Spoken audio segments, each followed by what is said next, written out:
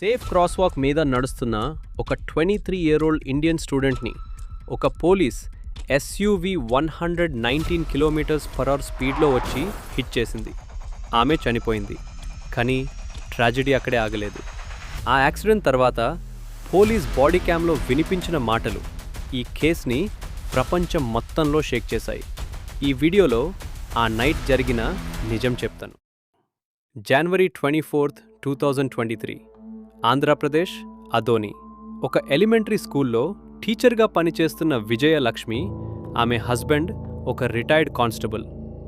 విజయలక్ష్మి వాళ్ళ daughter studies మరియు dreams కోసం అప్పులు చేసి మరీ జానవి ఖండులాని మాస్టర్స్ కోసం యుఎస్ఏకి పంపించారు. కానీ ఒకరోజు విజయలక్ష్మికి సడన్గా ఒక ఫోన్ కాల్ వచ్చింది. మీ అమ్మాయికి యాక్సిడెంట్ జరిగింది, ఆమె కండిషన్ చాలా సీరియస్గా ఉంది అని. ఈ ఫోన్ కాల్తో విజయలక్ష్మిలో టెన్షన్ స్టార్ట్ అయింది. ఎందుకు అంటే వాళ్ళ డాటర్ జానవి ఖండుల యుఎస్ఏలో ఉంటుంది. 23 years జానవి ఖండుల 2021లో యుఎస్కి వచ్చింది. నార్థన్ ఈస్టర్న్ యూనివర్సిటీ సీటల్ కాంపస్లో మాస్టర్స్ ఇన్ ఇన్ఫర్మేషన్ సిస్టమ్స్ చదువుతుంది. అందరిలాగే తనకి కూడా ఒక డ్రీమ్ ఉంది. మాస్టర్స్ కంప్లీట్ చేసి యుఎస్లో ఒక మంచి జాబ్ సెక్యూర్ చేసి ఫైనాన్షియల్గా వాళ్ళ ఫ్యామిలీకి సపోర్ట్ ఇవ్వాలి అని. మెయిన్గా వాళ్ళ అమ్మ కోసం. ఎందుకంటే వాళ్ళ అమ్మ సింగిల్గా అన్ని రెస్పాన్సిబిలిటీస్ భరిస్తూ అప్పు చేసి మరీ తన చదువు కోసం జానవిని యుఎస్కి పంపించింది. జనవరి 23 ఈవినింగ్ 8 PM సియాటిల్లో జానవి క్యాంపస్ దగ్గర ఉన్న సౌత్ లేక్ యూనియన్ అనే ఏరియాలో ఒక బిజీ ఇంటర్సెక్షన్ ఉంది. డెక్స్టర్ యావెన్యూ నార్త్ మరియు థామస్ స్ట్రీట్. ఆ ఇంటర్సెక్షన్లో పెడెస్ట్రియన్ క్రాస్వాక్ మీద జానవి రోడ్ క్రాస్ చేస్తుంది. ఆ టైంలో కెవిన్ డేవ్ అనే ఒక పోలీస్ ఆఫీసర్కి ఒక high priority drug overdose call రావడంతో 40 km స్పీడ్ లిమిట్ ఉన్న ఆ రోడ్లో పోలీస్ ఎస్యూవి 120 km స్పీడ్తో డ్రైవ్ చేస్తున్నాడు. ఎమర్జెన్సీ లైట్స్ ఆన్ ఉన్నాయి, కానీ సైరన్ కంటిన్యూస్గా ఆన్ చేయలేదు. అంత స్పీడ్లో వెహికల్ వచ్చిందని జానవికి అర్థం కాలేదు. రియాక్ట్ అవ్వడానికి టైం కూడా దొరకలేదు. ఆ పోలీస్ ఎస్యూవి డైరెక్ట్గా జానవిని హిట్ చేసింది. ఇంపాక్ట్ అంత సివియర్గా ఉంది. జానవి గాలిలో ఎగిరి రోడ్ మీద ఒక 100 feet పైగా దూరంలో పడింది. పోలీస్ వెహికల్ ఆపి అక్కడే జానవికి సిపిఆర్ స్టార్ట్ చేశాడు. కానీ సిచ్యువేషన్ అప్పటికే క్రిటికల్గా ఉంది. జానవిని అంబులెన్స్లో హార్బర్ వ్యూ మెడికల్ సెంటర్కి తీసుకెళ్లారు. కానీ ఇంజురీస్ చాలా సివియర్గా ఉండడం వల్ల అదే రోజు రాత్రి డాక్టర్స్ జానవిని డెడ్ అని డిక్లేర్ చేశారు.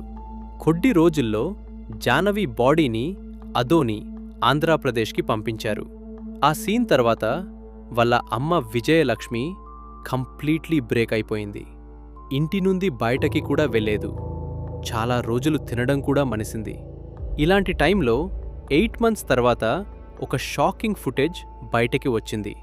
అది ఒక police body cam video. Seattle police officer Daniel Auderer మాట్లాడిన కాల్ రికార్డింగ్ అది. ఆ కాల్లో జానవి యాక్సిడెంట్ గురించి నవ్వుతూ మాట్లాడతాదు. రెగ్యులర్ పర్సన్ అని అంటదు.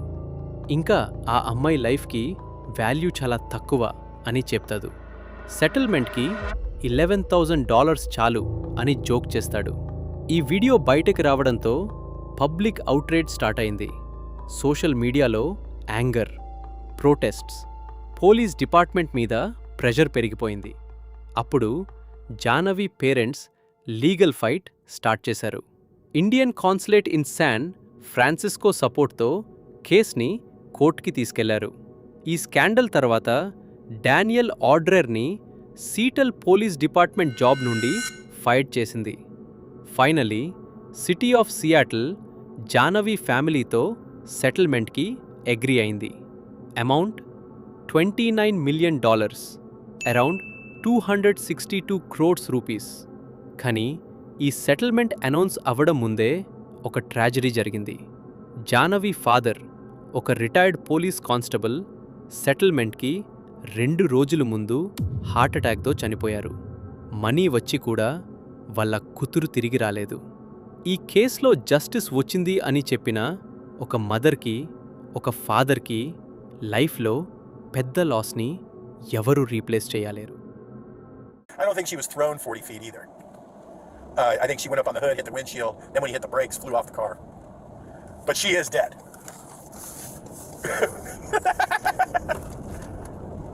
No, it's a regular person. Yeah. Yeah, just write a check.